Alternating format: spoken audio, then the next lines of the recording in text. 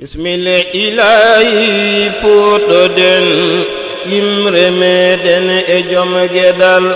julene e annabi pamtuɗo l'islamu haaliri ran wital jetten ceerno meɗen Cheikh Tidiane labɗo pamtuɗo ngal dental Madina gunas ɓeltoɗe en dañi ceerno joom gedal ndewene e o ceerno meleke ɓen ɓallade Allahu wona ɓural ceerno Tidiane Seydi Ba ganɗo Allahu joom malal ka ganɗo ɗigguɗo jabana ko haali foran waynogal ceerno Tidiane liggani Madina l'Islam dañi ɓural khalifa lawol cheikhana Tidiane ceernam joom malal wi fa lawol cheikhana Tidiane ceernam joom malal rokka lawol aɗa ɓamta ɗum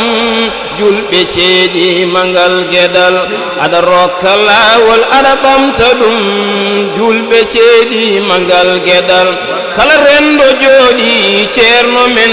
hirjina julɓe e ngol lawol ɗangal jotgal naftowal ko ɗangal ceernam e ngal dental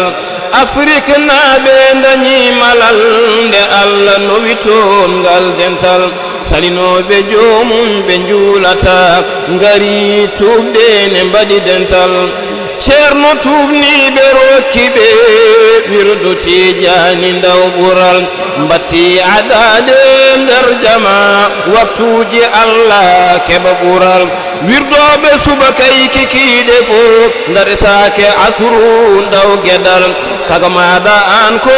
yimɓe fof yo gontu julɓe keɓa ɓural taare gollal ceerno men jettanen mo Allah e ngal gueɗal jantade ɓuure maɗa gasdata rendinte tan fofta heɓa ɓural Allah rokki jinnaɗoma siraji ɗini ko joom gueɗal ceerno hame baba seeɗani mo julnuno fo daña dadal Casamance naɓe dañi malal nde Allah rokkiɓe e ngal garal maɗay Casamance ngoweyo darji heɓi malal siraji ɗini daranino Tidiane yehi ɗacci lomtugal Tidiane lomti Tidiane ya argiɗammanen ngal gueɗal Tidiane lomti Tidiane ya argiɗammanen ngal gueɗal yo Allah jutnu baldema ka ceerno ballowo joom muñal Allah jutnu baldema ka ceerno ballowo joom muñal gurdam maɗay oduna ne walla l'Islam heɓa ɓural gurdam maɗay oduna ne walla l'Islam heɓa ɓural ɗum ɗo ko duwawuji magiɗam min mi laaɓama ka joom gueɗal ɗum ɗo ko duwawuji magiɗam min mi laaɓama ka joom gueɗal ko almudel mane molima kañum de resdima ngal ɗemgal ko almudel mane molima kañum de resdima ngal ɗemgal yo Allah suram waɗami min manowo annabi joom gueɗal yo Allah suram waɗami min manowo annabi joom gueɗal ñagonomi min mi yettoyo to rawba annabi mi heɓa malal ñagonomi min mi yettoyo to rawda annabi mi heɓa malal mi ñaguima ɗum mine julɓe fo yo Allah yede en keɓen ɓural mi ñaguima ɗum mine julɓe fo yo Allah yede en keɓen ɓural fi'atu ahbab ne heblino wadde qasida ngal ɗangal fi'atu ahbab ne heblino wadde qasida ngal ɗangal